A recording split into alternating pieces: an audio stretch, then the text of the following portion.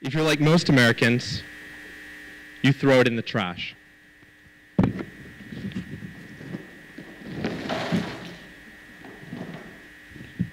In fact, 90% of devices each year are thrown away. Only 10% end up being recycled or reused. Now, why do I care about this? Well, I'm a used cell phone salesman. 4 years ago, when I was a sophomore at Yale, I went home for the weekend to Chicago. And with my dad and an uncle, I went to a conference on recycling. And a gentleman up at the front of the room held up a cell phone and said, in 1 metric ton of mobile devices, there's $15,000 worth of raw material value. $15,000. And I sat there and I thought, well, $15,000, that's great. But these things are worth a lot more than that if they can be reused. That's pennies per device. And as I sat there and thought more about having traveled throughout the world, I realized that connectivity is everything today. As we all know, being connected to the internet, being connected to others via text message and voice is so important.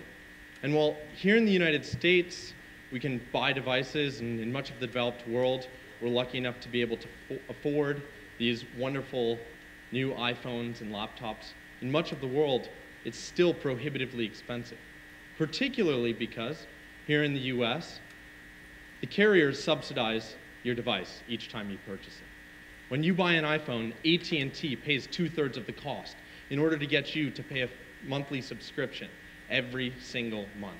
So the actual value of a device, maybe $600, is out of the reach of most people. And as I sat at this conference and thought about that, I realized there were 2 markets. One where we're throwing everything away, and the second where there were people who could really use these devices. If I could find a way to bridge that gap, maybe there was a business there. So I came back to Yale and spent the summer of 2008 at the Yale Entrepreneurial Institute.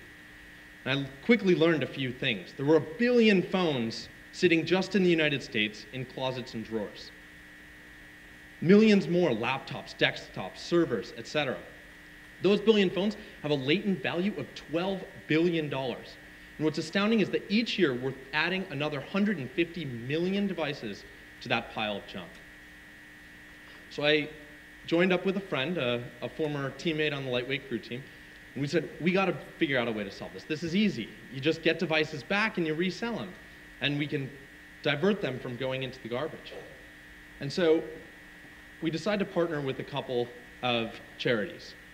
We are able to convince the Special Olympics and the United Way that this is a great idea as well. And we print out these business reply mail labels and we distribute them to thousands of their supporters across New England. And suddenly, phones start to pour in. And I'm sitting in my dorm room, and a couple weeks into my junior year, we have 200 phones show up in my residential college.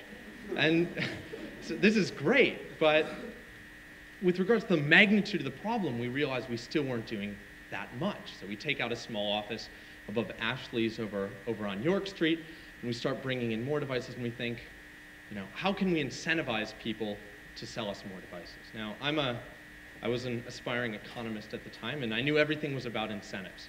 So I thought, well, what if we find a way to share the value that we're extracting from these used devices with consumers?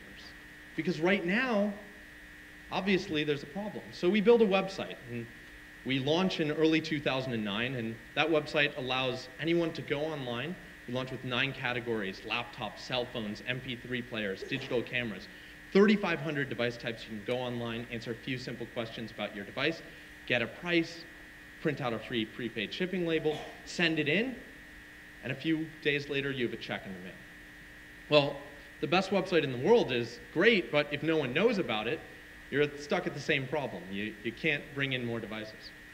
Now, thankfully, right around that time, in early summer of 2009, Apple was launching an iPhone, right? And this is always a huge event.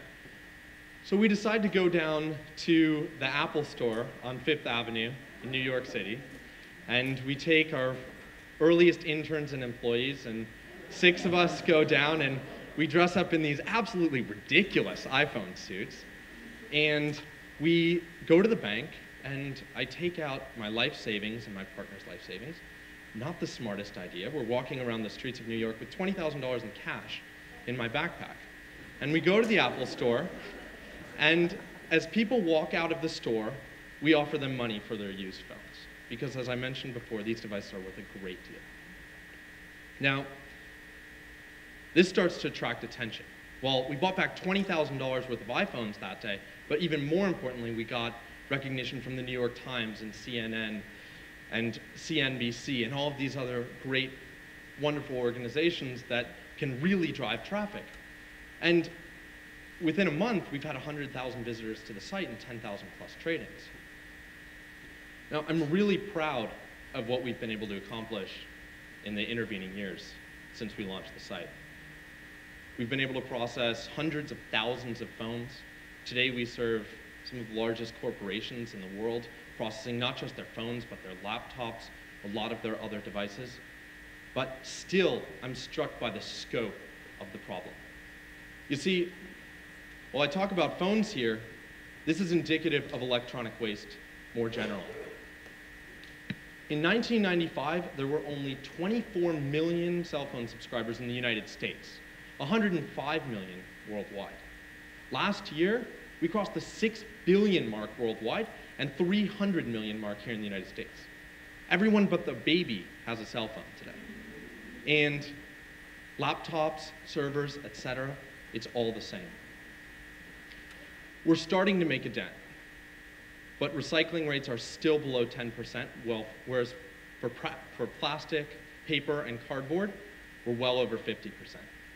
My vision is that in 10 years, we're going to have electronics recycling rates that are as high or higher than the rates for those other commodities. Because inherently, these devices are worth a great deal more money, both for reuse and for recycling.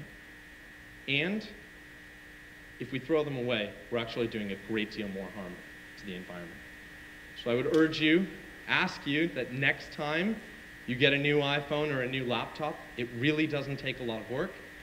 Just think about it before you throw it away. There's a million great outlets. Thank you.